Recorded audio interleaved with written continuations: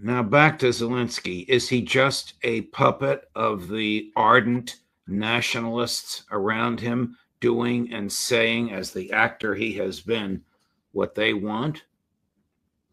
I think he's more than that. And I think that he is a huge part of the problem.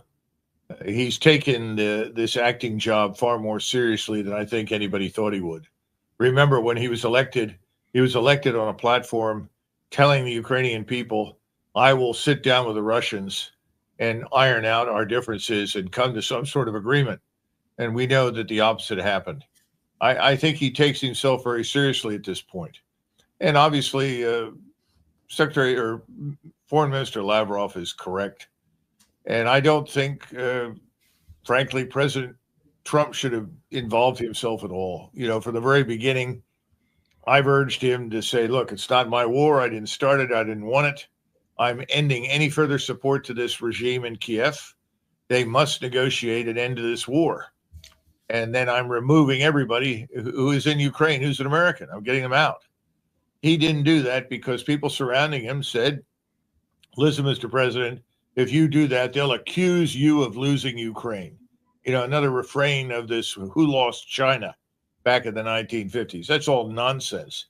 Ukraine was never ours to use. We brutalized it. We misused it. We tried to use it for all the wrong purposes, everything from biolabs and genetic engineering to every conceivable form of weaponry that could be used to kill Russians. It's a disgrace. President Trump should have washed his hands from it. Instead, he took the bait. He walked into it. He now owns it. And frankly, Zelenskyy is making him look ridiculous. It's not the Russians. The Russians have always been very straightforward in what they were concerned about, what they wanted. It's Zelenskyy that's misled him at every turn and shown him extraordinary disrespect, in my judgment. Takeaway. The primary takeaway from this discussion is that Zelenskyy is not merely a puppet but a key driver of Ukraine's uncompromising stance, escalating the conflict contrary to his campaign promises, while Lavrov's rejection of a ceasefire reflects Russian distrust of Western intentions. Macgregor criticizes U.S. involvement as misguided, arguing Trump should have withdrawn support to avoid being entangled in a conflict not in America's interest. Detailed analysis. This discussion delves into the motivations behind Zelenskyy's leadership, the Russian perspective on ceasefire proposals, and the missteps in U.S. policy, offering a critical lens on the Ukraine conflict. Below is a detailed analysis of the key points, their implications, and the broader context. Lavrov's ceasefire critique. Lavrov's statement, quoted from a Sunday talk show, frames a ceasefire as a Western ploy to rearm Ukraine for a stronger position, not to achieve peace. He cites NATO Secretary-General Jens Stoltenberg and EU diplomat Kaja Kallas, who prioritize a deal that makes Ukraine a victor, aligning with Zelenskyy's goals. This reflects Russia's deep skepticism of Western and Ukrainian intentions, viewing ceasefire proposals as tactical pauses rather than genuine peace efforts. Lavrov's dismissal underscores the lack of trust, a recurring theme in Macgregor's analysis, e.g., Putin's rejection of Trump's ceasefire in earlier discussions. Implication: Russia's refusal to entertain ceasefires without guarantees of Ukrainian demilitarization or territorial concessions complicates diplomacy, reinforcing Macgregor's view that negotiations are unlikely to progress. This stance risks escalating the conflict, especially with a Russian offensive looming. Zelenskyy's role, puppet or protagonist? Napolitano's question about whether Zelenskyy is a puppet of nationalists, acting out their script due to his acting background, prompts Macgregor to argue that Zelenskyy is more than that. He portrays Zelenskyy as a leader who has internalized his role, taking it far more seriously than anticipated, making him a huge part of the problem. Macgregor highlights Zelenskyy's 2019 election on a platform promising to sit down with the Russians and resolve differences, contrasting this with his subsequent anti-Russian policies. This shift suggests Zelenskyy either succumbed to nationalist pressures or embraced a hardline stance for personal or political reasons.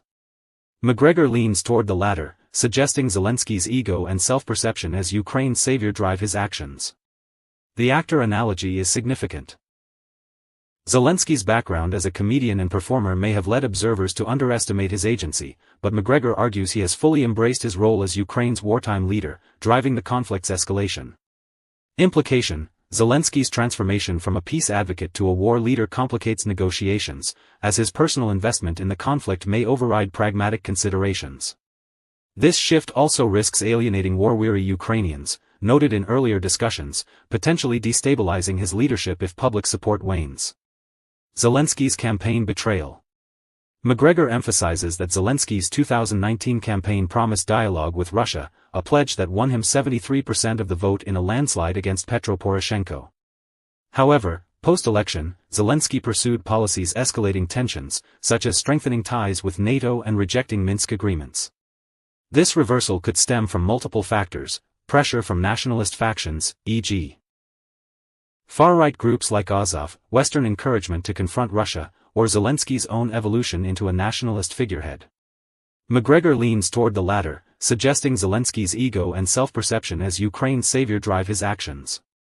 Implication: Zelensky's betrayal of his campaign promises undermines his credibility domestically and internationally, making it harder to negotiate peace.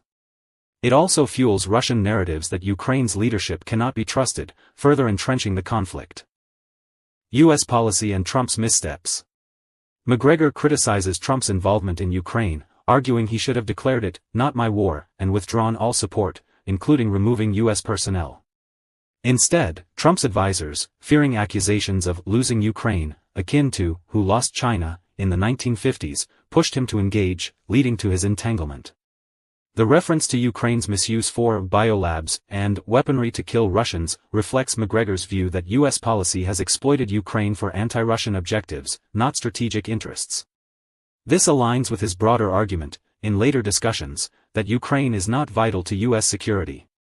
Macgregor's assertion that Trump's involvement makes him look ridiculous suggests Zelensky's defiance and European agendas have outmaneuvered U.S. policy, undermining Trump's diplomatic efforts. Implication: Trump's failure to disengage risks prolonging U.S. involvement in a costly, unwinnable conflict, diverting resources from more pressing priorities. It also highlights internal divisions within his administration, where advisors' hawkish leanings clash with his stated desire to end the war. European and NATO influence. Lavrov's mention of Stoltenberg and Kallas underscores European and NATO alignment with Zelensky's goal of a victorious Ukraine, not a neutral or compromised one.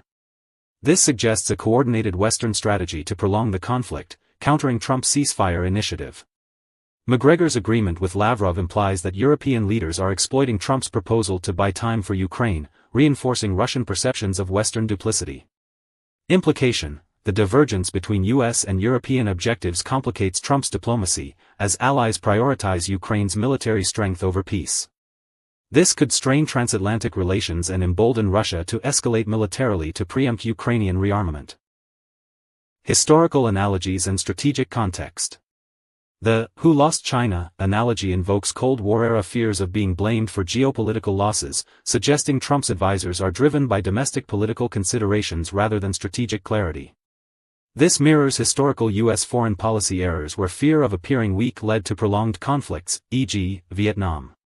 Macgregor's mention of biolabs and genetic engineering taps into Russian narratives about U.S. activities in Ukraine, though these claims are controversial and lack verified evidence in mainstream sources.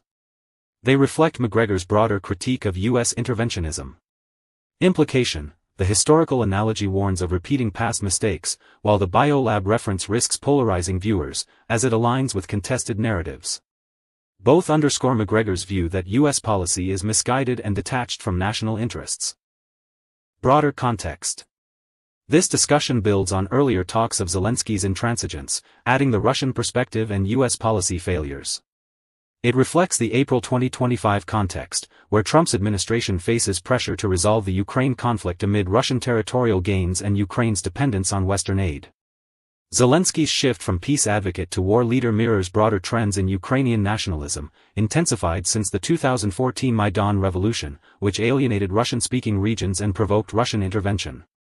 The U.S. policy debate, with figures like Vance and Rubio signaling reduced commitment, noted earlier, contrasts with ongoing support, e.g., intelligence, weapons, highlighting inconsistencies that Macgregor critiques.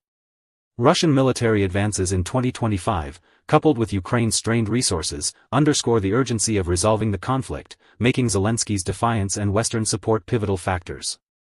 Summary.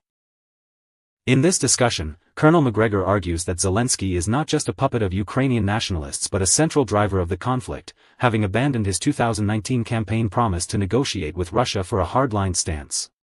Russian Foreign Minister Lavrov's rejection of a ceasefire as a means to rearm Ukraine aligns with Macgregor's view that Western and European agendas prioritize Ukraine's victory over peace, undermining Trump's initiative. Macgregor criticizes Trump for engaging in a conflict not in U.S. interests, misled by advisers fearing accusations of losing Ukraine. The discussion highlights Zelenskyy's agency, Russian distrust, and U.S. policy missteps, painting a complex picture of a conflict driven by leadership choices and geopolitical agendas. Conclusion. This discussion underscores the complexity of the Ukraine conflict, with Zelenskyy emerging as a pivotal figure whose defiance, rooted in a dramatic shift from his peace-oriented campaign, fuels escalation. Macgregor's analysis, bolstered by Lavrov's perspective, reveals a web of mistrust where ceasefires are seen as tactical ploys, not peace steps, complicating diplomacy. The critique of U.S. involvement as misguided, driven by advisers' political fears rather than strategic interests, warns of prolonged entanglement in a conflict with no clear benefit. This conversation sets the stage for later talks on Trump's diplomatic challenges and Russian military realities, framing Zelenskyy's leadership and Western support as critical barriers to peace, risking further devastation for Ukraine.